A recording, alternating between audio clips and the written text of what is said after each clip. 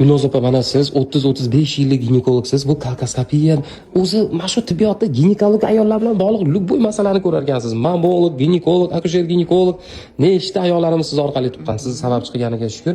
Endi hozirgi mavzuyimiz kolposkopiya. Bu qanday amaliyot? Kolposkopiya bu usul og'riqsiz, ko'p vaqt kerak emas, 10 minutda bo'ladigan metod.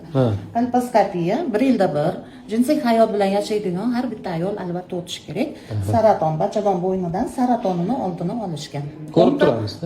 Ko'ramiz, bachadon bo'ynida ko'ramiz, onkoskrining bor, prostaya kolposkopiya bor, ham расширена. Prostaya degani oddiy, hech qanaqa probasiz просто ko'rinadi. Bu apparat kattalashtirib beradi. Oddiy ko'z bilan ko'rinmagan narsalar shunda ko'rinadi. Ana, onkologiyani oldini olishda, mioma kistalarni ko'rishda, misol bo'lmasdan iloji hech kimda-yu, shularni oldini olishda bu apparat kerak bo'lar ekanda. Albatta, har bitta ayol bu apparatga 1 yilda bir albatta tushish kerak.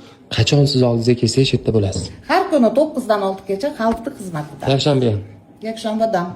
Kecha yakshanbada dam oling. Boringizga shukr. Opam oldiga kelish uchun manzilni yozing, lokatsiyani tashlab beraman. Ekranning nomerlariga telefon qilib qabullarga yozilinglar va bu videoni hamma deganingizga yuborib qo'yinglar, manfaatli bo'lsin. Mana shunaqa ustozlarimiz oldiga kelib salomatliklaringni professionallarda tekshirib olinglar. Sog' bo'ling.